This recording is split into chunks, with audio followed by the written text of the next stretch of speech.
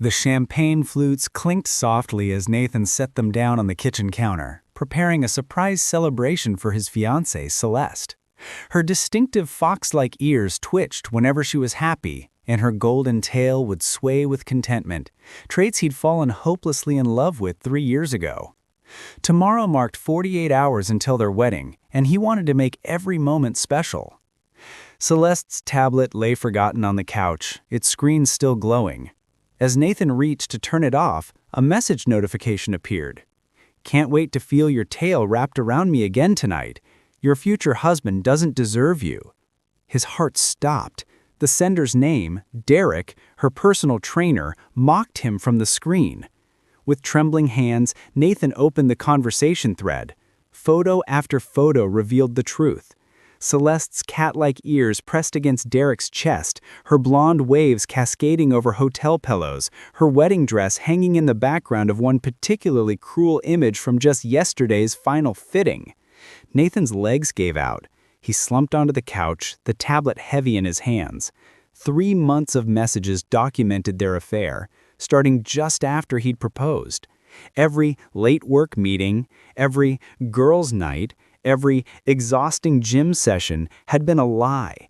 Her tail, which curled so lovingly around his waist when they kissed, had been wrapping around another man. The front door clicked open. "Honey, I'm home," Celeste's melodic voice rang out. "Sorry I'm late. Derek kept me for extra cardio." His jaw clenched, but years of boardroom negotiations had taught him control. He quickly closed the messages and set the tablet aside, forcing his face into a smile as she entered the living room. Her fox ears perked up seeing him, those emerald eyes sparkling with false innocence. "How was your day?" she asked, her tail swishing as she approached for a kiss. He accepted it, tasting the lie on her lips. "Perfect," he said smoothly. "I was just thinking about our wedding. It's going to be unforgettable." She had no idea how right he was.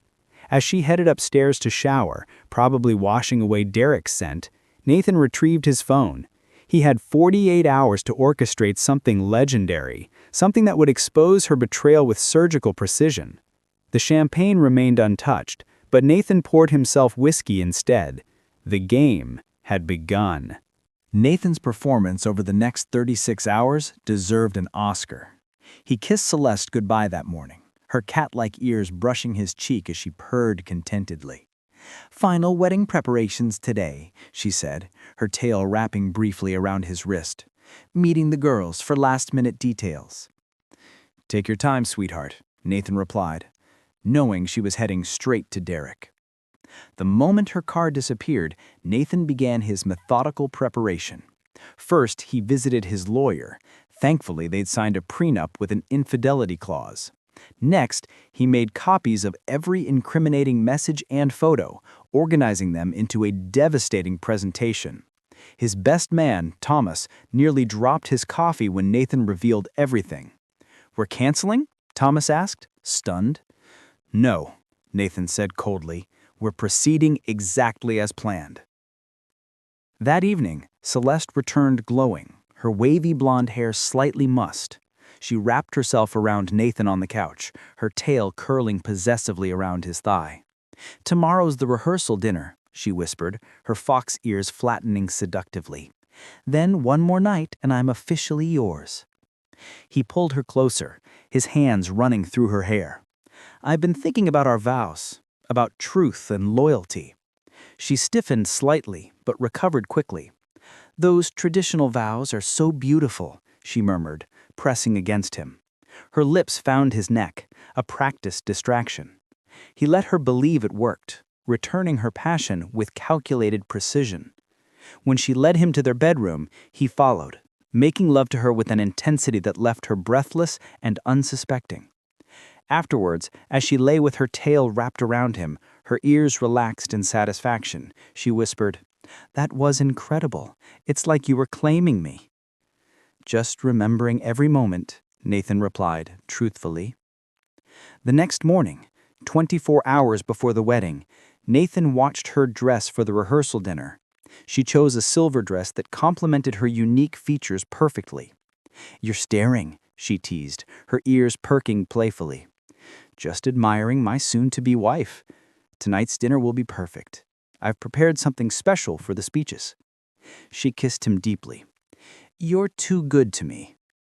Nathan smiled. "You'll get exactly what you deserve, my love." The irony was lost on her completely. The Riverside Country Club glowed with warm lights as guests arrived for the rehearsal dinner. Celeste looked radiant, her fox ears adorned with small pearl clips that caught the light. Her tail swished elegantly as she greeted family members, playing the perfect bride-to-be. Nathan watched her work the room, noting how naturally deception came to her. "You okay?" Thomas whispered, standing beside him. "Never better," Nathan replied, patting his jacket pocket where the USB drive waited. "Is everything set?" "The projector's ready. Staff knows to dim the lights when you give the signal." Celeste's parents approached, her mother's similar cat-like features marking their genetic connection. "Nathan, darling, we're so happy our daughter found someone who accepts her completely," her mother said warmly. "She's shown me exactly who she is," Nathan replied honestly. "I see everything clearly now." Dinner progressed smoothly. Derek sat at a table with other friends, occasionally catching Celeste's eye. Nathan noticed every glance, every subtle communication between them. His fiancée's tail would twitch slightly whenever Derek looked her way, a tell she didn't know she had. When dessert arrived, Nathan stood, tapping his champagne glass. The room quieted, Celeste beaming up at him with those green eyes that had once enchanted him. "Thank you all for being here," Nathan began. "Tomorrow, I was supposed to marry the woman of my dreams. Celeste swept into my life 3 years ago, and I thought I knew everything about her. Her beauty, her unique heritage, her passionate nature." Celeste's ears perked up with pride. Derek shifted in his seat. "But recently, I discovered there was so much more to learn. They say a picture is worth 1,000 words, so I've prepared a small presentation about the woman I've come to truly know." He raised his hand. The lights dimmed, and the projector flickered to life. The first image appeared, Celeste and Derek in a passionate embrace, her tail wrapped around his waist, dated 2 days ago. Gasps erupted across the room. "This was taken during yesterday's wedding dress fitting," Nathan said calmly, as image after image appeared, messages, photos, timestamps that painted an undeniable picture of betrayal. Celeste's ears flattened against her head, her face draining of color. "Nathan, please!" 3 months, he continued, his voice steady. 3 months of lies, starting the week after our engagement. The room erupted in chaos. Celeste's mother stood frozen, her own cat-like ears drooping in shock. Her father's face flushed red with rage, though Nathan couldn't tell if it was directed at him or his daughter. Derek had half risen from his chair, clearly calculating whether to run or try to explain. "Nathan, stop!" Celeste pleaded, her tail now wrapped tightly around her own waist, a defensive posture he'd never seen before. "Let me explain." "Explain?" Nathan laughed, but there was no humor in it. "Explain how you spent our wedding fund on hotel rooms? Explain how you called me a safe choice while calling him your wild passion? Or should you explain this?" The final image appeared, a message from Celeste to Derek from just that morning. "After tomorrow, we'll have to be more careful, but Nathan's business trips will give us plenty of opportunities." Celeste's aunt fainted. Several guests pulled out their phones, either recording or frantically texting.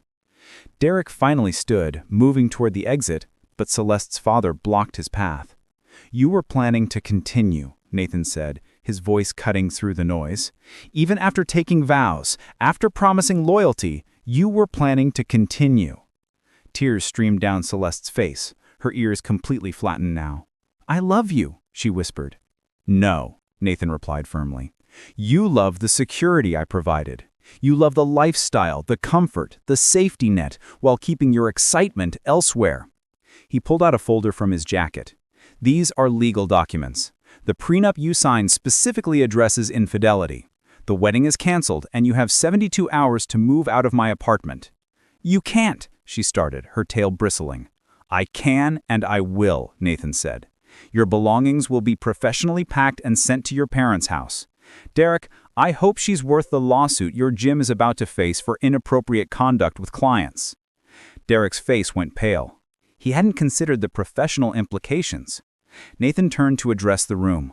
"I apologize for the dramatic nature of this revelation, but I believed everyone deserved to know the truth before tomorrow's ceremony. The reception hall has been donated to a charity event, and your gifts will be returned." He walked toward Celeste one last time, close enough that only she could hear. "You were my everything, but now you're nothing." Nathan walked out of the country club with his head held high, Thomas and his family flanking him protectively. Behind them, the rehearsal dinner descended into chaos. Celeste's wails, her mother's sharp recriminations, her father's booming threats toward Derek. But Nathan didn't look back. 6 months later, Nathan stood on the balcony of his new apartment, watching the city wake up.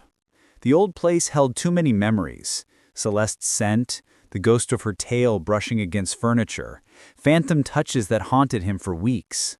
But time, as cliched as it sounded, had begun its healing work. His phone buzzed. Thomas had sent another update. Celeste and Derek's relationship had imploded within 2 months. The thrill of secrecy gone, they'd turned on each other. Derek lost his trainer certification, and Celeste had moved back with her parents. She'd tried reaching out to Nathan multiple times, letters, emails, even showing up at his office once with her ears drooping and tail between her legs. But he'd maintained his silence. "Mr. Coleman?" a soft voice called from inside. "Your coffee's ready." Nathan smiled, turning to see Raven, the coffee shop owner he'd been dating for 2 months. She was fully human. No exotic features, no mysterious heritage, just warm brown eyes and an honest smile.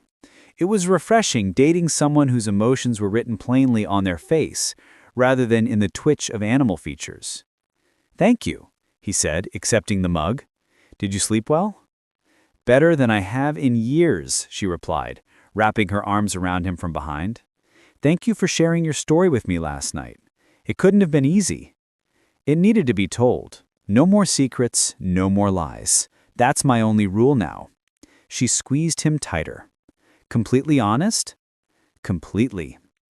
That evening, Nathan received one final text from a number he didn't recognize. "She still loves you. Her ears droop every time someone mentions your name. Celeste's mother." He deleted it without responding. Love without loyalty was just manipulation with the prettier name. He learned that lesson in the most painful way possible. But he emerged stronger. The legendary Payback at the rehearsal dinner had become something of a local legend, shared in whispers at parties. But for Nathan, it wasn't about the revenge anymore. It was about the liberation. The moment he chose truth over comfortable lies. He'd lost a fiancée, but found himself. And that was worth everything.